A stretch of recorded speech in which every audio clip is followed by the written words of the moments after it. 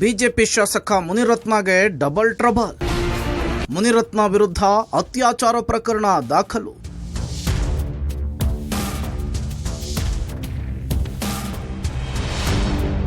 ರಾಜರಾಜೇಶ್ವರಿ ನಗರದ ಬಿಜೆಪಿ ಶಾಸಕ ಮುನಿರತ್ನಗೆ ಸಂಕಷ್ಟದ ಮೇಲೆ ಸಂಕಷ್ಟ ಎದುರಾಗಿದೆ. ಜಾತಿ ನಿಂದನೆ ಹಾಗೂ ಜೀವ ಬೆದರಿಕೆಯ ಪ್ರಕರಣದಲ್ಲಿ ಬಂಧನವಾಗಿರುವ ಮುನಿರತ್ನ ವಿರುದ್ಧ ಇದೀಗ ಅತ್ಯಾಚಾರ ಪ್ರಕರಣ ದಾಖಲಾಗಿದೆ. ರಾಮನಗರ ಜಿಲ್ಲಾ ವ್ಯಾಪ್ತಿಯ ಕಗ್ಗಲಿಪುರ ಪೊಲೀಸ್ ಠಾಣೆಯಲ್ಲಿ ಮುನಿರತ್ನ ಸೇರಿ 7 ಮಂದಿಯ ವಿರುದ್ಧ ಎಫ್ಐಆರ್ ದಾಖಲಾಗಿದ್ದು ಮುನಿರತ್ನಗೆ ಡಬಲ್ ಟ್ರಬಲ್ ಶುರುವಾಗಿದೆ.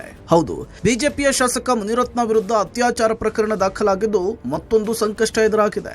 ಬೆಂಗಳೂರು ಮೂಲದ ಮಹಿಳೆಯೊಬ್ಬರು ಅತ್ಯಾಚಾರದ ಆರೋಪ ಮಾಡಿದ್ದು ಕಗ್ಗಲಿಪುರ ಪೊಲೀಸ್ ಠಾಣಾ ವ್ಯಾಪ್ತಿಯಲ್ಲಿ ಖಾಸಗಿ ರೆಸಾರ್ಟ್ನಲ್ಲಿ ಅತ್ಯಾಚಾರ ಆಗಿದೆ ಅಂತ ಆರೋಪಿಸಿದ್ದಾರೆ. ಈ ಸಂಬಂಧ ಮುನಿರತ್ನ ಸೇರಿ 7 ಜನರ ವಿರುದ್ಧ ಎಫ್ಐಆರ್ ದಾಖಲು ಮಾಡಲಾಗಿದೆ. ಪ್ರಕರಣದಲ್ಲಿ A1 ಆರೋಪಿ ಮುನಿರತ್ನ ಆಗಿದ್ರೆ A2 Vijay Kumar, A3 Sudhakar, A4 Kiran Kumar, A5 Lohith Gowda, A6 Manjunath, A7 Loki ಆರೋಪಿಗಳಾಗಿದ್ದಾರೆ. Munirathna ವಿರುದ್ಧ ದಾಖಲಾಗಿರುವ ಸೆಕ್ಷನ್ಗಳು ಯಾವುವು ಅನ್ನೋದನ್ನ ತೋರಿಸ್ತೀವಿ ನೋಡಿ. ಸೆಕ್ಷನ್ 354A ಲೈಂಗಿಕ ದೌರ್ಜನ್ಯ, ಸೆಕ್ಷನ್ 354C ಇಚ್ಛೆಗೆ ವಿರುದ್ಧವಾಗಿ ಚಿತ್ರೀಕರಣ, ಸೆಕ್ಷನ್ 376N2 ಸರ್ಕಾರಿ ಸೇವಕನಿಂದ ಅತ್ಯಾಚಾರ, ಸೆಕ್ಷನ್ 506 ಜೀವ ಬೆದರಿಕೆ, ಸೆಕ್ಷನ್ 504 ಉದ್ದೇಶಪೂರ್ವಕ ನಿಂದನೆ, ಸೆಕ್ಷನ್ 120B ಅಪರಾಧಿಕ ಒಳಸಂಚು, ಸೆಕ್ಷನ್ 149 ಕಾನೂನು ಬಾಹಿರ ಸಭೆ, ಸೆಕ್ಷನ್ 384 ಸುಲಿಗೆ, ಸೆಕ್ಷನ್ 406 ನಂಬಿಕೆ ದ್ರೋಹ, ಸೆಕ್ಷನ್ 308 ನರಹತ್ಯೆ ಮಾಡುವ ಪ್ರಯತ್ನ. ಐಟಿ ಆಕ್ಟ್ 66 ಮತ್ತು 66E ಅಡಿ ಎಫ್ಐಆರ್ ದಾಖಲು ಮಾಡಲಾಗಿದ್ದು ಅತ್ಯಾಚಾರ ಎಸಗಿ ಹನಿ ಟ್ರ್ಯಾಪ್ಗೆ ಬಳಸಿಕೊಂಡ ಬಗ್ಗೆಯೂ ಕೂಡ ಉಲ್ಲೇಖವಾಗಿದೆ. 2020ರಿಂದ 2022ರವರೆಗೂ ಅತ್ಯಾಚಾರ ನಡೆಸಿ ಹನಿ ಟ್ರ್ಯಾಪ್ಗೆ ಬಳಸಿಕೊಂಡಿದ್ದಾರೆ ಅಂತೇಳಿ ದೂರಿನಲ್ಲಿ ಉಲ್ಲೇಖಿಸಲಾಗಿದೆ. ಸಂತ್ರಸ್ತೆಯ ದೂರಿನಲ್ಲಿ ಏನಿದೆ? 2020ರಿಂದ 2022ರವರೆಗೂ ಕೂಡ ನಿರಂತರವಾಗಿ ಅತ್ಯಾಚಾರ ಎಸಗಲಾಗಿದೆ. ಅತ್ಯಾಚಾರವನ್ನ ಎಸಗಿ ಹನಿ ಟ್ರ್ಯಾಪ್ಗೆ ಬಳಸಿಕೊಂಡಿರುವಂತಹ ಆರೋಪ ಕೂಡ ಕೇಳಿಬಂದಿದೆ. ಕೋವಿಡ್ ಸಂದರ್ಭದಲ್ಲಿ ಕಾರ್ಯವನ್ನ ಗುರುತಿಸಿ ಮಹಿಳೆಯ ಪರಿಚಯ ಆಗಿರುತ್ತೆ. ಸ್ನೇಹವನ್ನ ಬೆಳೆಸಿ ಅತ್ಯಾಚಾರವೆಸಗಿ ವಿಡಿಯೋ ಚಿತ್ರೀಕರಣ ಮಾಡಿಕೊಂಡಿರುವಂತಹ ಆರೋಪ ಕೇಳಿಬಂದಿದೆ. ವಿಡಿಯೋ ಇಟ್ಕೊಂಡು ಹನಿ ಟ್ರ್ಯಾಪ್ಗೆ ಬಳಕೆ ಮಾಡಿಕೊಂಡಿರುವಂತಹ ಆರೋಪ ಇದೆ. ಪಾಲಿಕೆಯ ಸದಸ್ಯರು, ಪೊಲೀಸರು, ರಾಜಕೀಯ ಎದುರಾಳಿಗಳ ಹನಿ ಟ್ರ್ಯಾಪ್. RR ನಗರದ ಶಾಸಕರಾದ ಮುನಿರತ್ನ ಮತ್ತು ಇತರರು 6 ಜನ ಮೇಲೆ ಕೇಸ್ ರಿಜಿಸ್ಟರ್ ಆಗಿದೆ. ಭಾಳ ಸೆನ್ಸಿಟಿವ್ ಇರೋ ಕಾರಣದಿಂದ ಅದನ್ನು DSP ರಾಮನಗರ ಅವರಿಗೆ ಇನ್ವೆಸ್ಟಿಗೇಟಿಂಗ್ ಆಫೀಸರ್ ಆಗಿ ವಹಿಸಿ ಅವರೀಗ ಕೇಸ್ ತನಿಖೆಯನ್ನು ಕೈಗೊಂಡಿದ್ದಾರೆ. ಅದರಲ್ಲಿ ಒಂದು ಸ್ಮಾಲ್ ಅಫೆನ್ಸ್ ನಮ್ಮ ವ್ಯಾಪ್ತಿಯಲ್ಲಿ ಕಗ್ಲಿಪುರದಲ್ಲಿ ಏನು ಪ್ರೊಸೀಜರ್ಸ್ ಏನಿದೆ ಅದನ್ನು ನಾವು ಫಾಲೋ ಮಾಡ್ತೀವಿ. 7 ಜನ ಮಾಡಿದ್ದೀವಿ. ಒಂದು ಶಾಸಕರಾದ ಮುನಿರತ್ನವರು, ವಿಜಯ್ ಕುಮಾರ್ ಅಂತ, ಸುಧಾಕರ್, ಕಿರಣ್ ಕುಮಾರ್, ಲೋಹಿತ್ ಗೌಡ, ಮಂಜುನಾಥ ಮತ್ತು ಲೋಕಿ ಮತ್ತು ಇತರ. ಶಾಸಕ ಮುನಿರತ್ನಗೆ ಇದೀಗ ಒಂದರ ಮೇಲೆ ಒಂದು ಸಂಕಷ್ಟ ಶುರುವಾಗ್ತಾ ಇರುವಂಥದ್ದು. ಯಾಕೆಂದರೆ ಈಗಾಗಲೇ ಅತ್ಯಾಚಾರ ಪ್ರಕರಣದ ಆರೋಪಿಯಾಗಿರುವಂಥ ಮುನಿರತ್ನ ಮೇಲೆ ಕಗ್ಲಿಪುರ ಪೊಲೀಸ್ ಠಾಣೆಯಲ್ಲಿ ಎಫ್ಐಆರ್ ದಾಖಲಾಗಿದೆ. ಹಾಗಾಗಿ ಮತ್ತೆ ಮುನಿರತ್ನ ಅವರನ್ನು ಬಂಧಿಸುವಂಥ ಸಾಧ್ಯತೆ ಕೂಡ ಇದೆ. ಹೀಗಾಗಿ ಮುನಿರತ್ನಗೆ ಇದೀಗ ಡಬಲ್ ಟ್ರಬಲ್ ಶುರುವಾಗಿರುವಂಥದ್ದು. ಈಗಾಗಲೇ ಜೀವ ಬೆದರಿಕೆ ಹಾಗೂ ಜಾತಿ ನಿಂದನೆ ಕೇಸ್ನಲ್ಲಿ ಬಂಧನವಾಗಿರುವಂಥ ಮುನಿರತ್ನರು ಇವತ್ತು ಜಾಮೀನು ಅರ್ಜಿ ವಿಚಾರಣೆ ಇದೆ. ಒಂದು ವೇಳೆ ಮುನಿರತ್ನ ಅವರಿಗೆ ಜಾಮೀನು ಸಿಕ್ಕರೆ ಮತ್ತೆ ಜೈಲಿನ ಬಳಿಯೇ ಕಗ್ಲಿಪುರ ಪೊಲೀಸರು ಬಂಧಿಸುವಂಥ ಸಾಧ್ಯತೆ ಇದೆ. ಅಥವಾ ಅವರಿಗೆ ಜಾಮೀನು ಸಿಗದಿದ್ದರೆ ಬಾಡಿ ವಾರೆಂಟ್ ಮೂಲಕ ಅವರನ್ನ ವಶಕ್ಕೆ ಪಡೆದು ವಿಚಾರಣೆ ನಡೆಸುವಂಥ ಸಾಧ್ಯತೆ ಕೂಡ ಇದೆ. ಈಗಾಗಲೇ ಮುನಿರತ್ನ ಮೇಲೆ ಅತ್ಯಾಚಾರ ಹಾಗೂ ಹನಿ ಟ್ರ್ಯಾಪ್ ಪ್ರಕರಣವನ್ನು ಕೂಡ ದಾಖಲಿಸಿರುವಂಥ ಹಿನ್ನೆಲೆಯಲ್ಲಿ ಪ್ರಕರಣದ ತನಿಖೆ ಮತ್ತಷ್ಟು ಚುರುಕುಗೊಂಡಿದೆ. ಸಂತ್ರಸ್ತೆ ಕರೆತಂದು ಪೊಲೀಸರ ಮಹಜರು. ಜೆಪಿ ಪಾರ್ಕ್ನ ಗೋಡೌನ್ನಲ್ಲಿ ಪಂಚನಾಮೆ.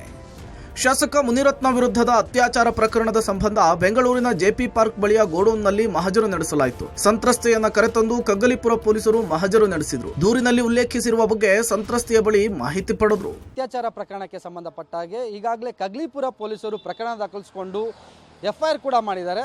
ಮುಂದಿನ ಹಂತವಾಗಿ ಈಗ ಸ್ಪಾಟ್ ಮಾಜರ್ಗೆ ಜೆಪಿ ಪಾರ್ಕ್ಗೆ ಕರ್ಕೊಂಡ್ಬಂದಿದ್ದಾರೆ. ದೂರಿನಲ್ಲಿ ಸಂತ್ರಸ್ತೆ ಮಹಿಳೆ ನೀಡಿರುವಂಥ ಹೇಳಿಕೆ ಆಧಾರದ ಮೇಲೆ ಜೆಪಿ ಪಾರ್ಕ್ನಲ್ಲಿರುವಂಥ ಗೋಡನ್ನಲ್ಲಿ ನನ್ನ ಮೇಲೆ ಅತ್ಯಾಚಾರ ಆಗಿದೆ ಅಂತ ಮಹಿಳೆಯೊಂದು ಹೇಳಿಕೆ ನೀಡಿರೋದು. ಆ ಹಿನ್ನೆಲೆಯಲ್ಲಿ ಮಹಿಳೆಯನ್ನು ಸ್ಪಾಟ್ಗೆ ಕರ್ಕೊಂಡ್ಬಂದು ಕಗ್ಲಿಪುರ ಪೊಲೀಸರು ಈಗ ಸ್ಪಾಟ್ ಮಾಜರ್ನ ನಡೆಸ್ತಿರುವಂಥದ್ದು. ಕಾಂಗ್ರೆಸ್ ದ್ವೇಷ ರಾಜಕಾರಣ ಎಂದ ಬಿಜೆಪಿ, ಕಾನೂನು ಪ್ರಕಾರ ಕ್ರಮ ಎಂದ ಪರಮೇಶ್ವರ್. ಕಾಂಗ್ರೆಸ್ನವರು ಮುನಿರತ್ನ ಅವರನ್ನ ಜೈಲಲ್ಲಿಯೇ ಇಡಬೇಕು ಅಂತ ಯೋಚಿಸಿದ್ದಾರೆ. ಅದಕ್ಕಾಗಿಯೇ ದಿನಕ್ಕೊಂದು ಪ್ರಕರಣವನ್ನ ಸೃಷ್ಟಿ ಮಾಡ್ತಿದ್ದಾರೆ. ಲೋಕಸಭಾ ಚುನಾವಣೆಯಲ್ಲಿ ಬಿಜೆಪಿ ಗೆಲುವಿಗೆ ಶ್ರಮಿಸಿದ ಬಳಿಕ ಈ ಎಲ್ಲ ಸಮಸ್ಯೆ ಆರಂಭವಾಗಿದೆ ಅಂತ ಹೇಳಿ ಸಿಟಿ ರವಿ ಮುನಿರತ್ನ ಅವರನ್ನ ಬೆಂಬಲಿಸಿದ್ದಾರೆ. ಸರ್ಕಾರ ದ್ವೇಷದ ರಾಜಕೀಯ ಮಾಡ್ತಿದೆ ಅಂತ ಹೇಳಿ ಶೋಭಾ ಕರಂದ್ಲಾಜೆ ಹೇಳಿದ್ರೆ ಪೊಲೀಸ್ ಸ್ಟೇಷನ್ಗಳು ಕಾಂಗ್ರೆಸ್ನ ಸ್ಟೇಷನ್ಗಳಾಗಿ ಮಾಡ್ಕೊಂಡಿದ್ದಾರೆ ಅಂತ ಹೇಳಿ ಅಶೋಕ್ ಗುಡುಗಿದ್ದಾರೆ. ಏನಾದರೂ ಮಾಡಿ ಮುನಿರತ್ನ ಅವ್ರನ್ನ ಜೈಲಲ್ಲೇ ಇಡಬೇಕು ಅಂತ ಹೇಳಿ ಯೋಚನೆ ಮಾಡ್ದಂಗಿದೆ.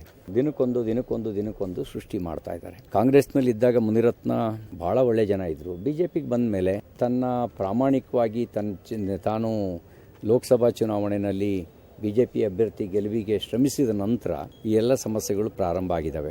ದ್ವೇಷದ ರಾಜಕಾರಣ ಅಂತ ಹೇಳಿದಲ್ಲೇ ಇನ್ನೇನು ಹೊಸ ಪದ ಹುಡುಕ್ಬೇಕಾ ಡಿಕ್ಷನರಿನಲ್ಲಿ? 30 ವರ್ಷ ಕಾಂಗ್ರೆಸ್ ಅಲ್ಲಿ ಇದ್ರು, ಕಾಂಗ್ರೆಸ್ ಇಂದ MLA ಆಗಿದ್ರು. ಅವಾಗ ಯಾಕೆ ಅವನ ಬಗ್ಗೆ ಆಪಾದನೆ ಮಾಡ್ಲಿಲ್ಲ? ಅವಾಗ ಯಾಕೆ ಅವನ್ನ ಸಮರ್ಥನೆ ಮಾಡಿದ್ರು? ಒಳ್ಳೇನಾಗಿದ್ದ, ಈಗ ಕೆಟ್ಟವನಾಗಿದ್ದ. ನಿಮ್ ಪಾರ್ಟಿ MLAಗೊಂದು ಬಿಜೆಪಿ MLAಗೊಂದು ಮಾಡಬೇಡಿ ಅಂತ ನೋಟಿಸ್ ಕೊಡ್ಬೋದಾಯ್ತು. ಏನ್ ಇಂತರ ಕಂಪ್ಲೇಂಟ್ ಮಾಡಿದ್ರು, ಆಮೇಲೆ ಅರೆಸ್ಟ್ ಮಾಡ್ಬೋದಾಯ್ತು. ನಾವ್ಯಾರು ಕ್ವಶನ್ ಮಾಡ್ತಾ ಇಲ್ಲ.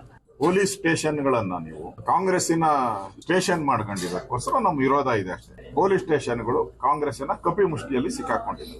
ತಪ್ಪು ಮಾಡಿದವರಿಗೆ ಶಿಕ್ಷೆ ಆಗುತ್ತೆ. ಯಾರು ಉಪ್ಪು ತಿಂದಿದ್ದಾರೆ ನೀರು ಕುಡಿತಾರೆ. ಯಾರ ಅನ್ಯಾಯ ಮಾಡಿದ್ರೆ ನಾನು ಇವಾಗ್ಲೇ ತಪ್ಪಾಗಿದ್ರೆ ಶಿಕ್ಷೆ ಕೊಡಿ. ಆದ್ರೆ ಕೇವಲ ದ್ವೇಷದ ರಾಜಕಾರಣಕ್ಕಾಗಿ ಮಾಡಬೇಡಿ, ಪಾರ್ಟಿ ರಾಜಕಾರಣಕ್ಕಾಗಿ ಮಾಡಬೇಡಿ. ಆದರೆ ಬಿಜೆಪಿಯ ದ್ವೇಷದ ರಾಜಕೀಯ ಆರೋಪವನ್ನ ಕಾಂಗ್ರೆಸ್ ಬಿಲ್ಕುಲ್ ನಿರಾಕರಿಸಿದೆ. ನಮ್ಮ ಸರ್ಕಾರ ಯಾವುದೇ ದ್ವೇಷ ರಾಜಕಾರಣ ಮಾಡ್ತಿಲ್ಲ.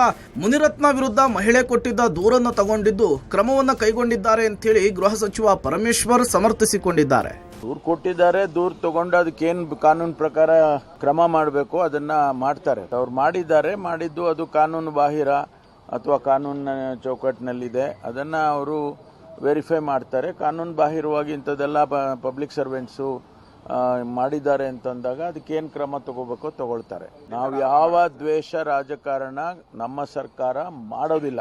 ಇನ್ನು ಶಾಸಕ ಮುನಿರತ್ನ ಅವರಿಗೆ ಡಬಲ್ ಟ್ರಬಲ್ ಶುರುವಾಗಿದ್ದು, ಅತ್ಯಾಚಾರ ಪ್ರಕರಣದ ತನಿಖೆ ಚುರುಕುಗೊಳಿಸಿರುವ ಪೊಲೀಸರು ಮುನಿರತ್ನ ಅವರ ವಿಚಾರಣೆ ನಡೆಸಲಿಕ್ಕೆ ಮುಂದಾಗಿದ್ದಾರೆ. ಒಟ್ಟಾರೆ ಶಾಸಕ ಮುನಿರತ್ನ ಮೇಲೆ ಒಂದಾದ ಮೇಲೆ ಒಂದು ಸಂಕಷ್ಟ ಎದುರಾಗ್ತಿದೆ. Vinay Basappa, public TV, Ramanagara.